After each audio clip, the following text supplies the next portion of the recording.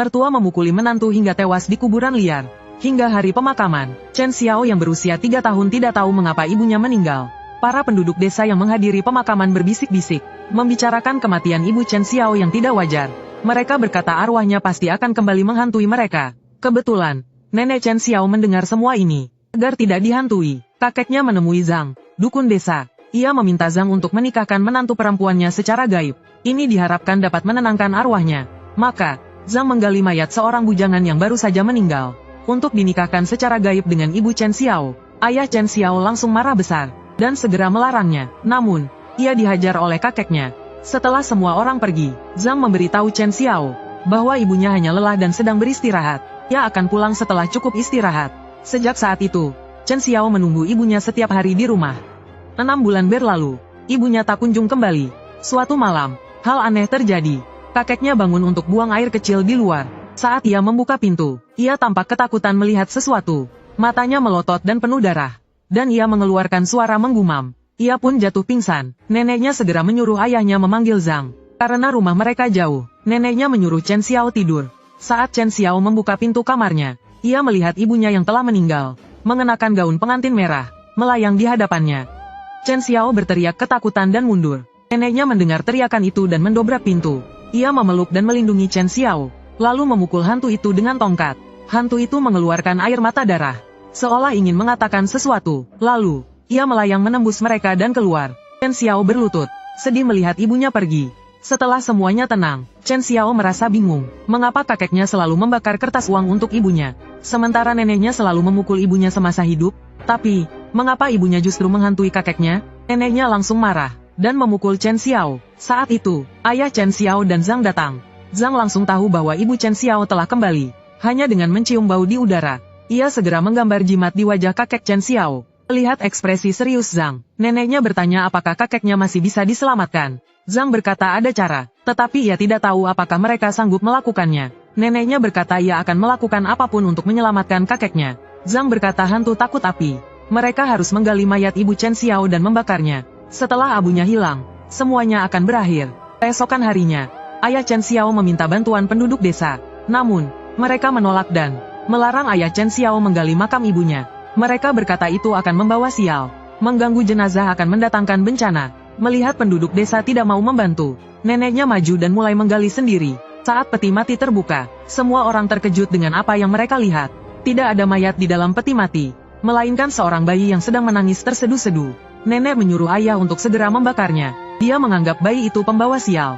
Namun, saat Zhang Xiao mendekati peti mati, bayi di dalamnya tiba-tiba berhenti menangis, malah mengulurkan tangan kecilnya dan tertawa cekikikan ke arah Zhang Xiao. Secara naluriah, Zhang Xiao mengulurkan tangannya untuk menyambut bayi itu. Namun, tiba-tiba Zhang Duangong mengambil bayi itu dari belakangnya, lalu memberi isyarat kepada orang-orang di sekitarnya untuk melihat ke peti mati.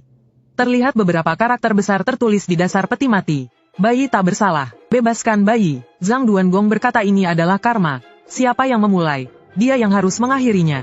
Lalu menyerahkan bayi itu kepada ayah Chen. Berkata dia tidak akan ikut campur lagi dalam urusan ini, dan berharap keluarga mereka tidak akan mencarinya lagi. Setelah Zhang Duangong pergi, nenek maju dan hendak mencekik bayi itu. Ayah Chen menghindar, menasihati nenek untuk tidak berbuat jahat lagi. Anak-anak selalu tak berdosa. Setelah kembali ke rumah, bayi itu tampak dekat dengan kakek yang sedang koma. Tetapi saat keluarga sedang memperhatikan, bayi itu tiba-tiba memanggil ayah. Ayah Chen yang berada di belakang langsung tertegun, lalu mengambil barang di dekatnya dan melemparkannya ke arah kakek. Nenek berusaha keras untuk menghentikannya. Apa kau mau durangkah? Dia ayahmu. Ayah Chen berkata dengan gigi terkatup. Aku tidak punya ayah seperti itu. Berani-beraninya dia punya anak dengan menantunya sendiri. Bagaimana muka keluarga Chen kita kalau orang lain tahu? Tak lama kemudian, paman kedua dan paman ketiga datang setelah mendengar kabar tersebut. Ayah Chen menunjuk ayahnya sendiri dan memakinya. Ini benar-benar aib keluarga. Begitu digendong, bayi itu langsung memanggilnya ayah. Mereka berdua seperti pinang dibelah dua. Siapa sangka istriku yang sudah meninggal melahirkan adik laki-lakiku. Paman kedua menunjuk ayah Chen dan berkata, kau mirip ayahmu. Tentu saja bayi ini mirip kau dan ayahmu. Kalian semua sama saja. Apa kepalamu terjepit pintu? Kemudian, paman kedua menyuruh Chen Xiao untuk melihat bayi itu dan menyuruhnya pergi. Tetapi ketika Chen Xiao membuka pintu, apa yang dilihatnya hampir membuatnya ngompol. Ibu Chen Xiao telah kembali, dan dia sedang menyusui bayi itu di pangkuannya. Ibu Chen Xiao menoleh ke arah Chen Xiao. sepertinya ingin mengatakan sesuatu padanya. Dan Chen Xiao, yang sangat merindukan ibunya, tak kuasa menahan air matanya. Tetapi saat itu juga, ibu Chen Xiao tiba-tiba menyuruhnya lari. Meskipun Chen Xiao tidak tahu alasannya, dia tetap menuruti kata-kata ibunya dan langsung berlari. Melihat ayahnya dan yang lainnya, dia berteriak, "Ibuku kembali!" Paman kedua langsung marah besar, memaki, "Bajingan, bahkan anaknya sendiri tidak diampuni. Aku ingin lihat apa yang sebenarnya kau lakukan." Setelah mengatakan itu, dia bergegas ke kamar dalam bersama ayah Chen dan yang lainnya. Bertanya pada Chen Xiao, paman kedua buru-buru bertanya pada Chen Xiao, "Apa yang ibumu katakan padamu? Apa yang dia lakukan padamu?" Chen Xiao bilang dia hanya melihat ibu menyusui adiknya. Lalu ibu menyuruhku pergi. Ayah Chen menimpali, "Dia bukan adikmu, dia adikku. Kau harus memanggilnya paman." Kakek kedua langsung menamparkan ayah Chen. "Tidak berguna, kenapa kau menceritakan semuanya pada anak-anak?" Lalu dia berbalik menghadap kakek tua. "Suruh dia mencari Zhang Duangong. Masalah ini sudah sampai seperti ini. Hanya Zhang Duangong yang bisa menghentikannya." Tapi saat itu, nenek tiba-tiba berlari masuk dari luar. Dengan terengah-engah mengatakan Zhang Duangong gantung diri di rumah. Zhang Duangong secara misterius gantung diri di rumahnya. Saat ditemukan, dia sudah meninggal. Dia menggenggam erat sebuah surat di tangannya. Surat itu mengatakan, "Langit melihat apa yang manusia lakukan. Dengarkan perkataanku. Jika tidak mendengarkan, kau akan hancur. Mintalah, mintalah. Aku tidak bisa membantu Chen Xiao. Mintalah mereka untuk mencari pendeta Tao."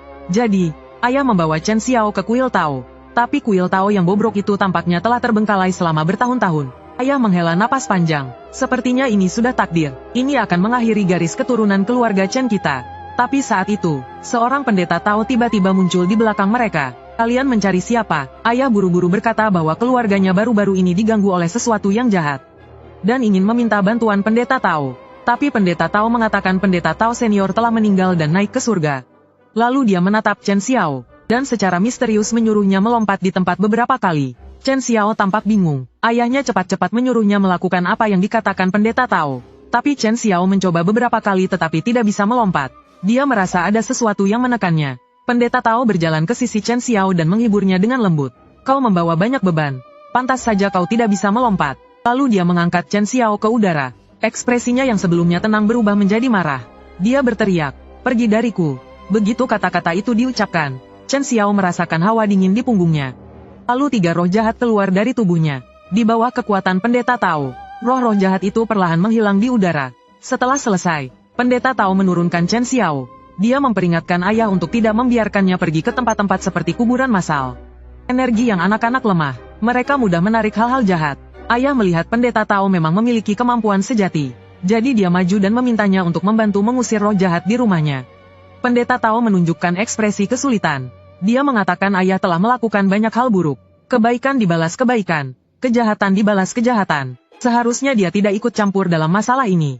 Tapi melihat kedua anak itu tidak bersalah, dia setuju untuk turun gunung bersama mereka untuk melihatnya. Ayah Chen sangat gembira. Dia cepat-cepat menyuruh Chen Xiao berlutut dan membungkuk untuk berterima kasih. Pendeta Tao buru-buru membantunya berdiri. Seorang pria harus punya harga diri. "Aku tidak pantas untuk kau sujud." Tidak lama kemudian, mereka kembali ke desa. Pendeta Tao hanya melirik jenazah Zhang Duangong. Wajahnya menjadi serius dan dia berbalik untuk pergi. Kakek tua buru-buru mengejarnya, menanyakan apakah ia bisa membantu mereka menyelesaikan masalah ini. Namun, sang pendeta Tao langsung menolak tanpa berpikir. Sang ayah mengira sang pendeta Tao tidak puas dengan sesuatu. Ia mengatakan selama sang pendeta Tao bisa menyelesaikan masalahnya, ia pasti akan memberikan imbalan. Namun, sang pendeta Tao berkata bahwa mereka bertindak berdasarkan sebab akibat. "Kita hanya pernah bertemu, takdir kita sudah cukup. Tetapi sebab akibatnya belum. Membantu kalian tanpa mengenal kalian. Tidak ada sebab, maka tidak ada akibat yang bisa kuterima." Mendengar perkataan sang pendeta Tao, sang ayah kebingungan. Melihat sang ayah kesulitan, Tuan Tanah mendorong Chen Xiao ke depan, dan ingin agar ia menganggap sang pendeta Tao sebagai ayah angkatnya. Dengan begitu, bukankah akan ada sebab? Sang pendeta Tao menoleh dan bertanya kepada Tuan Tanah, "Tahukah Anda bahwa kami tidak boleh menikah? Tiba-tiba memiliki seorang putra angkat. Bukankah agak tidak masuk akal?" Kemudian ia berbalik ke arah Chen Xiao. "Hubungan ayah anak tidak bisa dipaksakan. Maka aku akan menjadi gurumu. Setelah menanam sebab ini, aku akan membantu kalian. Dengan begitu akan ada akibatnya." Begitulah Chen Xiao tanpa sadar menjadi muridnya. Kemudian ia baru tahu bahwa nama pendeta Tao itu adalah Jiang Li. Sejak saat itu pula ia baru menyadari betapa sulitnya menjadi murid seorang pendeta Tao. Taoisme memiliki aturan, guru yang mencari murid, bukan murid yang mencari guru. Untuk menjadi murid seorang pendeta Tao, seseorang harus dipilih. Jika tidak, tidak ada kesempatan. Setelah upacara penerimaan murid, Jiang Li dan yang lainnya kembali ke hadapan jenazah Zhang Duangong untuk menanyakan penyebab kejadian tersebut. Kemudian, ia berjalan ke peti mati dan hendak membukanya. Paman kedua di sampingnya segera berteriak, "Jangan!" Namun, sebelum ia selesai berbicara, Jiang Li telah membuka peti mati. Ternyata peti mati itu kosong. Tidak ada Zhang Duangong di dalamnya. Seorang pendeta Tao tua di desa gantung diri. Pada hari pemakaman, mayatnya menghilang dari peti mati, dan meninggalkan secarik kertas bertuliskan, "Tag temanmu di layar untuk melihat ini. Malam ini aku akan mengetuk jendelamu." Para penduduk desa yang menghadiri pemakaman berdiskusi, mengatakan bahwa hilangnya jenazah Zhang Duangong adalah pertanda buruk. Namun, Jiang Li berkata bahwa dalam Taoisme ada penggantian takdir dan perubahan takdir. Zhang Duangong meninggal karena gantung diri. Ia termasuk hantu gentayangan. Setelah meninggal, ia tidak bisa bereinkarnasi. Jadi, Zhang Duangong tidak bunuh diri, melainkan digunakan untuk menggantikan nyawa orang lain. Setelah itu, ia meminta Chen Xiao untuk mencari kain putih dan beberapa tali merah. Kemudian ia mulai menggunting dengan tekun. Dalam beberapa menit, ia telah membuat sebuah lampion terbang. Lalu ia menulis mantra di sekeliling lampion. Jiang Li melihat Chen Xiao penasaran, dan memberitahunya bahwa lampion terbang itu disebut juga lampion pemanggil arwah. Dan mantra yang ia tulis disebut mantra penunjuk jalan. Malam ini kita bisa menemukan Zhang Duangong berkat lampion ini. Adapun mantra penyelamat, mantra Dewa Emas, dan mantra lainnya, akan kuajarkan nanti. Kemudian ia menerbangkan lampion terbang itu. Jiang Li memberitahu penduduk desa untuk tidak mengikuti. Ia dan Chen Xiao akan pergi berdua saja. Setelah itu, keduanya berlari mengikuti petunjuk lampion terbang. Entah sudah berapa lama mereka berlari. Lentera Kongming berhenti di depan sebuah makam. Jiang Li bertanya makam siapa itu. Chen Xiao menunduk dan berbisik, "Ini makam ibuku." Setelah terakhir kali digali, penduduk desa merasa peti mati yang dibiarkan begitu saja tidak pantas. Jadi mereka membuatkan makam pakaian untuknya. Nenek tidak mau mengeluarkan uang. Jadi bahkan tidak ada nisan. Jiang Li berkata Zhang Duangong ada di dalam makam ini. Tapi energi yin di dalam makam sekarang sangat kuat, tidak cocok untuk digali. Maka dia mengajak Chen Xiao untuk kembali, dan akan kembali lagi besok pagi. Tapi saat keduanya berbalik, sebuah hantu tiba-tiba muncul. Chen Xiao langsung mengenalinya sebagai kakek Li dari desa. "Xiao Wazi, ternyata kau ya. Waktu kecil kau pernah buang air besar di leherku." Jiang Li mendengarnya dan tertawa terbahak-bahak. Lalu dia membawa Chen Xiao kembali ke desa. Sambil berjalan, dia menasihati Chen Xiao. "Hantu juga suka mengganggu yang lemah dan takut pada yang kuat. Jika kau takut pada mereka, mereka tidak akan takut padamu. Jika kau tidak takut pada mereka, mereka akan takut padamu. Meskipun nanti kau bertemu mereka, walaupun takut, berpura-puralah tidak takut." Tapi mereka berdua belum berjalan jauh. Hantu di belakang mereka mengejar dan mengepung mereka. Chen Xiao berpikir untuk tidak takut, tapi tubuhnya tidak bisa dikendalikan. Dia berteriak dan memeluk Jiang Li. Jiang Li dengan kedua tangannya membelah hantu itu menjadi dua, lalu memaki, "Manusia dan hantu masing-masing punya jalannya sendiri. Sebelum aku marah, cepat pergi." Begitu dia selesai berbicara, hantu-hantu yang mengepung mereka langsung kabur. Setelah hantu-hantu itu pergi, Jiang Li mendekati dan mengelus kepala Chen Xiao. "Elus-elus bulu, jangan takut. Elus-elus telinga, jangan takut lagi." Chen Xiao pulang bersama Jiang Li. Ketika keduanya kembali ke desa, Ayah Chen melihat Chen Xiao berkeringat dan bertanya apa yang terjadi. Jiang Li memotong perkataan Ayah Chen, dan bertanya siapa yang membantu memilih lokasi makam ibu Chen Xiao. Ayahnya tampak bingung. Semua makam di desa dipilih oleh Zhang Duangong. Apakah ada masalah? Jiang Li tampak kesulitan setelah mendengarnya. Tepat di depan makam ada pohon akasia. Membagi makam menjadi dua. Ini adalah Chuan Xin Sa. 18 Sa Feng Shui. Ibu Chen Xiao terkena 2 Sa. Sangat buruk bagi perkembangan keturunannya. Siapapun yang mengerti sedikit tentang Feng Shui tidak akan memilih tempat ini. Ayah Chen terkejut setelah mendengarnya. Mungkinkah Zhang Duangong salah lihat karena sudah tua? Jiang Li langsung menolak. Itu sangat tidak mungkin. Tadi kau bilang, makam lain juga dia yang pilih. Feng Shui mereka memang bagus. Hanya makam ibu Chen Xiao yang sangat berbeda. Aku berani jamin ini bukan kesalahan. Apakah keluargamu ada masalah dengannya? Tapi saat ayahnya hendak menjawab, tiba-tiba terdengar nenek berteriak dari kejauhan. Gawat, pria liar itu datang menagih hutang. Nenek yang sudah berusia lanjut tiba-tiba hamil 6 bulan. Ternyata itu ulah menantu perempuannya yang dibunuhnya 6 bulan lalu. Setelah mendengarnya, penduduk desa berbondong-bondong datang untuk menonton. Mereka mengatakan dia seperti ayam tua bertelur. Bahkan orang tua pun takjub melihat hal ini. Jiang Li langsung tahu nenek itu kerasukan roh jahat. Orang normal hamil di perut. Tetapi bayi kembar 5 yang dikandung nenek ada di lambungnya. Saat itu, sang nenek berguling-guling kesakitan, sambil memaki Chen Xiaoniang sebagai pembawa sial. Bahkan setelah meninggal, dia tidak membiarkan keluarga Chen hidup tenang. Jiang Li berdiri di samping dan mendengus dingin. Segala sesuatu ada sebabnya. Mereka tidak akan menyakiti kalian tanpa alasan. Saat membicarakan orang lain, kalian harus introspeksi diri. Jangan selalu menyalahkan orang lain. Melihat neneknya begitu menderita, sang ayah memohon kepada pendeta Tao untuk mencari cara menyelamatkannya. Jiang Li mengatakan jika ingin neneknya hidup, ia hanya bisa memindahkan sementara isi lambungnya ke perut Chen Xiao. Sampai ada cara yang lebih baik. Ini hanya tindakan sementara. Sang ayah khawatir Chen Xiao masih terlalu kecil, dan akan malu jika hal ini tersebar. Ia ingin memindahkannya ke tubuhnya sendiri. Tetapi Jiang Li mengatakan Chen Xiao memiliki energi yin, yang sangat menarik bagi makhluk di dalam lambung. Lagi pula, orang yang berusia di atas 20 tahun tidak bisa. Jadi Chen Xiao adalah pilihan terbaik. Setelah itu, ia meminta orang-orang untuk membawa semua anjing galak di desa, dan menyalakan lilin serta menaburkan abu putih di sekitar rumah. Ia memperingatkan penduduk desa untuk waspada. Sebentar lagi, ia akan memanggil dewa untuk melindungi Chen Xiao. Tetapi roh-roh jahat di sekitar mungkin akan memanfaatkan kesempatan ini untuk membuat onar. Jika ada jejak kaki di abu putih, penduduk desa harus segera memberitahunya. Setelah memberikan semua instruksi, Jiang Li mengikat Chen Xiao dan neneknya dengan tali merah. Lalu ia berjalan ke Chen Xiao dan menyuruhnya untuk tidak takut. Dengan gurunya di sini, tidak ada yang bisa menyakitinya. Setelah itu, Jiang Li terlihat merapal mantra dengan tangannya. Naga hijau di kiri, harimau putih di kanan, burung merah di depan, kura-kura hitam di belakang. 4 dewa penjaga di 4 penjuru, lindungi jiwaku. 7 bintang pembunuh, beraninya kau masuk ke tubuhku? Dengan perintah Laozi, segera laksanakan. Lalu ia mengeluarkan jimat kertas dari sakunya. Berteriak selamatkan, ia menempelkan jimat kertas itu ke wajah neneknya. Nenek menunjukkan ekspresi meringis, dan terus mengeluarkan suara gugu. Tidak lama kemudian, ia berlutut dan muntah tanpa henti. Ia memuntahkan isi lambungnya ke tanah. Makhluk kecil itu terlihat merangkak ke tali, dan perlahan bergerak menuju Chen Xiao. Lalu ia membuka mulut Chen Xiao dan masuk ke dalamnya. Melihat ekspresi kesakitan Chen Xiao, Jiang Li maju dan menutup mulutnya. Jika ingin menyelamatkan nenekmu, kau harus menelannya. Maka Chen Xiao menggigit dan menghentakkan kakinya, mengangkat lehernya dan menelannya dengan paksa. Tetapi begitu yang pertama tertelan, bayi-bayi lainnya keluar dari mulut neneknya satu persatu. Lalu mereka semua masuk ke mulut Chen Xiao seperti kawanan lebah. Dan pada saat itu, penduduk desa di luar tiba-tiba berlari masuk ke rumah, mengatakan bahwa semua anjing di luar tiba-tiba menggonggong dan jatuh pingsan. Jiang Li dengan cepat menghitung dengan jarinya. Celaka, aku salah perhitungan. Masih ada satu lagi di perutnya. Jiang Li kembali menangkupkan tangannya untuk mengaktifkan penghalang. Tapi saat itu juga, serangkaian jejak kaki muncul di tanah, perlahan berjalan menuju Chen Xiao.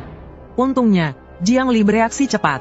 Dia langsung menebas dengan pedang kayunya. Terdengar suara ratapan. Semua jejak kaki itu langsung berbalik dan kabur. Melihat perut Chen Xiao yang semakin membesar, Jiang Li mendatangi neneknya dan memakinya. Aku hitung sampai 3. Kalau kau tidak keluar, aku akan masuk dan menendangmu sampai mati.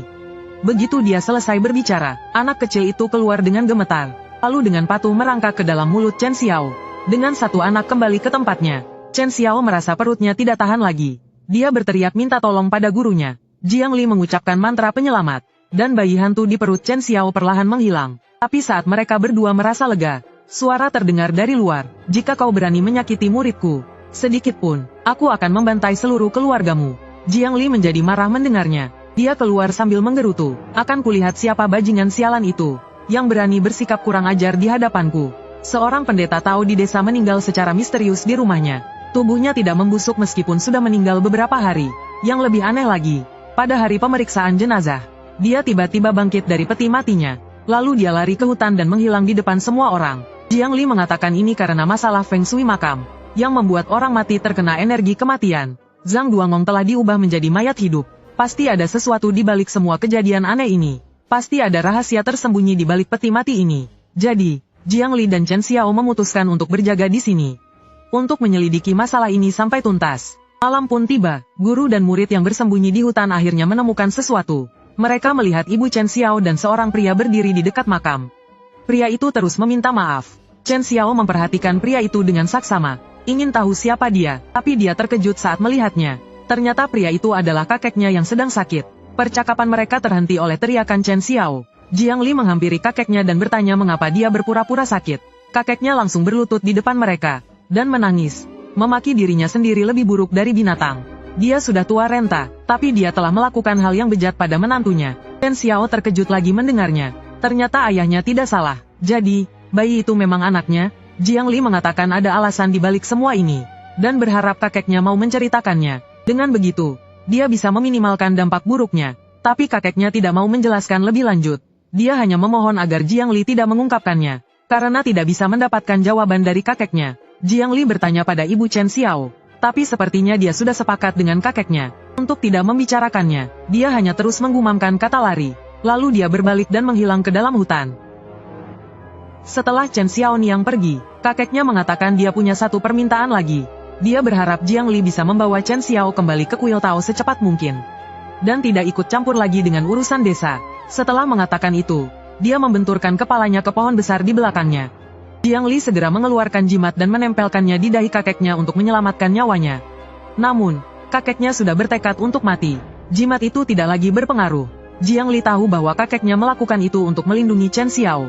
Tidak ingin dia malu di masa depan karena masalah ini. Jika Chen Xiao tidak ingin tahu kebenarannya, dia bisa berhenti menyelidiki. Tapi ibu dan kakeknya meninggal di depannya. Chen Xiao merasa tidak rela. Dia ingin ayahnya membantunya menyelidiki. Setelah mengatakan itu, Chen Xiao menggendong kakeknya dan membawanya pulang. Keluarganya, melihat kakeknya yang telah meninggal, bertanya kepada Jiang Li apa yang terjadi. Karena masalahnya terlalu sensitif, Jiang Li tidak tahu harus mulai dari mana. Chen Xiao melihat kesulitan pendeta Tao itu, lalu menceritakan tentang kakeknya dan ibunya. Nenek dan ayahnya terkejut setelah mendengarnya. Kemudian ayahnya bangkit dan bergegas ke dalam rumah, mengumumkan dengan marah bahwa dia akan membunuh anak haram itu. Jiang Li menangkapnya dari belakang dan memperingatkannya untuk berpikir sebelum bertindak. Semua dosa yang kau perbuat akan ditanggung oleh putramu, bayi hantu di perut Chen Xiao, disebabkan oleh tindakan gegabah kalian. Bukankah seharusnya kalian mengurus pemakaman kakeknya sekarang? Jika kabar ini tersebar setelah fajar, keluarga Chen akan dipermalukan selamanya. Paman kedua berpikir itu masuk akal, dan segera menyuruh ayahnya untuk mempersiapkan pemakaman kakeknya. Bukan untuk diri mereka sendiri, tapi untuk anak itu. Ayah dan nenek berlutut di depan peti mati, menangis, berpura-pura bahwa kakek meninggal karena sakit. Tetapi penduduk desa sudah tahu tentang hubungan kakek dengan Ibu Chen Xiao. Mereka bergosip tentang mertua dan menantu yang memiliki anak, sungguh tak terduga. Jiang Li mendengarnya dan segera berbalik untuk menyuruh mereka berhenti menyebarkan gosip.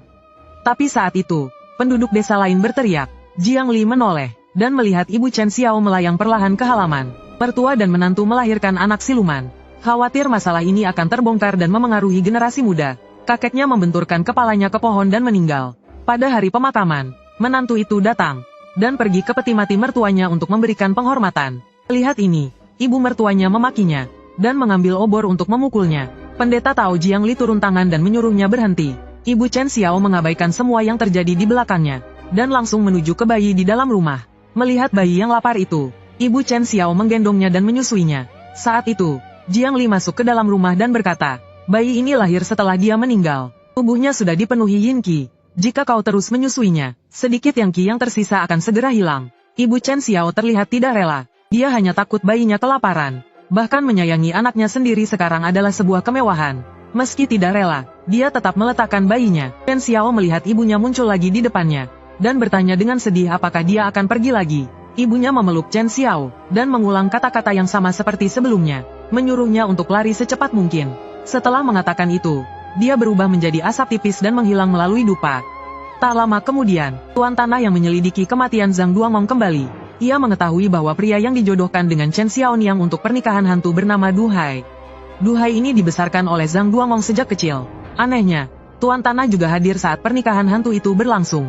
Saat itu, Zhang Duangong mengatakan bahwa ia tidak mengenal Du Hai. Ia juga mendengar dari penduduk desa lain, bahwa sejak kematian Zhang Duangong, rumah tempat tinggalnya berhantu. Terdengar suara-suara menjerit dari dalam rumah. Mendengar ini, Jiang Li mengerutkan kening, sepertinya merasakan sesuatu. Lalu ia menoleh ke arah Chen Xiao, dan memintanya untuk segera bersiap-siap. Besok mereka berdua akan pergi ke desa tempat tinggal Du Hai. Keesokan harinya, saat fajar menyingsing, guru dan murid itu bergegas menuju tempat tinggal Du Hai. Chen Xiao takut ayah dan neneknya akan menyakiti bayinya, maka ia membawanya pergi. Tak lama kemudian, mereka tiba di dekat tempat tinggal Du Hai. Mereka hanya perlu melewati danau kecil di depan untuk sampai ke rumahnya. Saat mereka melewati tepi danau, tiba-tiba sebuah tangan besar berwarna hitam muncul, dan menarik Chen Xiao ke dalam danau. Chen Xiao mencoba berteriak minta tolong, tetapi air yang terus masuk ke mulutnya membuatnya tidak bisa bersuara. Namun saat itu juga, semburan energi hantu berwarna ungu keluar dari pusar Chen Xiao. Semakin besar perutnya, semakin banyak energi hantu yang keluar. dan mengelilingi Chen Xiao. Pemandangan ini membuat hantu air tercengang. Dengan mata melotot, ia segera kabur. Sementara itu, Jiang Li memasukkan kedua tangannya ke dalam air, dan menarik Chen Xiao keluar dari danau. Setelah sampai di darat, Jiang Li melihat ke arah danau dan berkata, rumput di tepi danau penuh dengan bulu kuning. Sekarang bulan Maret, saat makhluk gaib berganti bulu. Kurasa ada Gui Houwa yang tinggal di danau ini. Makhluk itu suka memakan daging dan darah anak kecil. Kau bisa selamat, karena anak hantu di dalam perutmu. Saat ini, Chen Xiao tidak punya waktu untuk mendengarkan ceritanya. Ia berteriak, ayah, cepatlah. Perutku akan meledak. Jiang Li langsung mengucapkan mantra. Perut Chen Xiao perlahan mengecil. Setelah itu, mereka berdua masuk ke rumah duhai. Chen Xiao menemukan pakaian duhai dan segera memakainya. Namun, sebelum ia selesai berpakaian, sesosok bayangan hitam muncul di luar rumah. Guru dan murid itu berjalan ke pintu untuk melihat siapa itu. Namun, bayangan hitam itu tiba-tiba muncul di belakang mereka. Jiang Li menghindar dan melemparkan pedang kayunya.